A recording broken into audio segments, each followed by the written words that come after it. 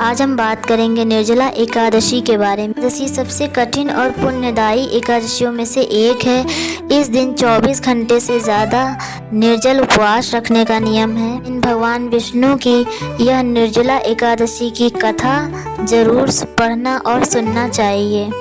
तो चलिए जानते हैं। विष्णु पुराण के अनुसार भगवान श्री कृष्ण ने स्वयं पांडवों को एकादशी व्रत का महत्व बताया था।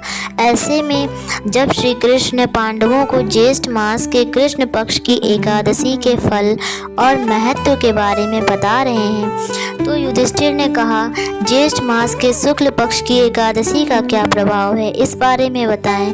तब श्री कृष्ण ने कहा, इस बारे में धर्मों और शास्त्र के ज्ञाता वेद व्यास से सुने।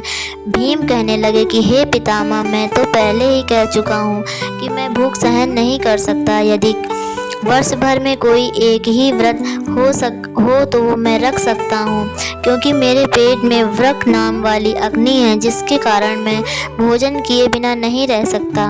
भोजन करने से वह शांत रहती है, इसलिए उपवास तो क्या एक समय भी बिना भोजन के नहीं रहा जाता। अतः आप मुझे कोई ऐसा व्रत बताइए जो वर्ष में केवल एक ही बार करना पड़े और मुझे स्वर्ग की प्राप्ति हो जाए।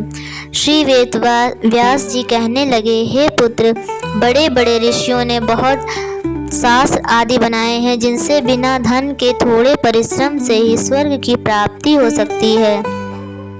इसी प्रकार शास्त्रों में दोनों पक्षों की एकादशी का व्रत मुक्ति के लिए रखा जाता है। व्यास जी ने कहा कि हे कुंती नंदन, ज्येष्ठ मास के शुक्ल पक्ष की एकादशी को निर्जला एकादशी कहा जाता है।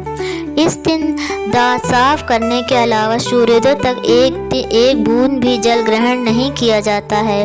व्यास जी की बात सुनकर भीमसेन ने कहा, हे पितामह, भ्राता युधिष्ठिर, माता कुंती, द्रौपदी, अर्जुन, नकुल और सहदेव आदि सब एकादशी का व्रत करने को कहते हैं, परंतु महाराज मैं उनसे कहता हूँ कि भाई, मैं भगवान की शक्ति पूजा आदि तो कर सकता हूँ, दान भी दे सकता हूँ, परंतु भोजन के बिना नहीं रह सकता। इस पर व्यास जी कहने लगे कि हे भीमसेन, यदि तुम नर्क को बुरा और स्वर्ग को अच्छा समझते हो तो प्रति मास की दोनों एकादशियों को अन्न मत खाया करो। व्यास जी के वचन सुनकर भीमसेन नरक में जाने के नाम से भयभीत हो गए और कांप कर कहने लगे, क्या करूं? मास में 2 व्रत तो मैं नहीं कर सकता। हाँ, वर्ष में एक व्रत करने का प्रयत्न अवश्य कर सकता हूँ। अतः वर्ष में एक दिन व्रत करने से यदि मेरी मुक्ति हो जाए तो ऐसा कोई व्रत बताइए। ये सुनकर व्यास जी कहने लगे कि वृषभ और मिथुन की संक्रांति के बीच ज्येष्ठ मास के शुक्ल पक्ष की एकादशी की जाती है। नाम है निर्जला एकादशी।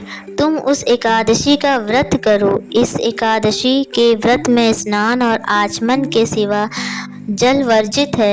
आचमन में 6 मासे से अधिक जल नहीं होना चाहिए, अन्यथा वह मद्यपान के सदृश हो जाता है। इस दिन भोजन नहीं करना चाहिए, क्योंकि भोजन करने से व्रत नष्ट हो जाता है। यदि एकादशी को सूर्योदय से लेकर द्वादशी के सूर्योदय तक जल ग्रहण न करें तो उसे सारी एकादशियों के व्रत का फल प्राप्त होता है। द्वादशी को सूर्योदय से पहले उठकर स्नान आदि करके ब्राह्मणों को दान देना चाहिए। उसके पश्चात भूखे और सत्पात्र ब्राह्मण को भोजन कराकर फिर आप भोजन कर लेना चाहिए और इसका फल पूरे 1 वर्ष की संपूर्ण एकादशियों के बराबर होता है। व्यास जी कहने लगे कि हे भीमसेन, यह मुझको स्वयं भगवान ने बताया है। इस एकादशी का पुण्य समस्त तीर्थों और दानों से अधिक है। केवल एक दिन मनुष्य निर्जला एकादशी का व्रत करने से पापों से मुक्त हो जाता है। इस कथा में वेद व्यास जी ने कहा कि निर्जला एकादशी 24 एकादशियों में सबसे महत्वपूर्ण एकादशी होती है। एकादशी से 24 एकादशियों का फल प्राप्त होता है। सभी को ये कथा कैसी लगी? अगर अच्छी लगी हो तो प्लीज़ वीडियो को लाइक ज़रूर करें।